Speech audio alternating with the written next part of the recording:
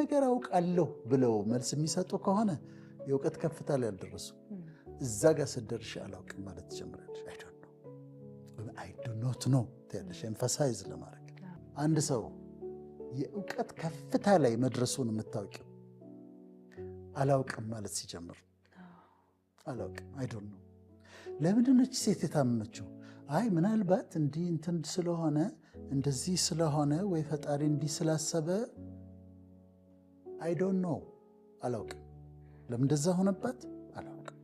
አይ ዶንት ኖ ማለት ሲጀምር አንድ ሰው ሰዎች ቃለ መጠይቅ ላይ ቀርበው መንፈሳዊም ይሁን ያለማዊ እውቀትም ሁሉን ነገር አውቃለሁ ብለው መልስ የሚሰጡ ከሆነ የእውቀት ከፍታ ላይ ያልደረሱ እዛ ጋር ስትደርሺ አላውቅም ማለት ትጀምራለሽ። አይ ዶንት ኖ አይ ዱ ኖት ኖ ትያለሽ ኤምፋሳይዝ ለማድረግ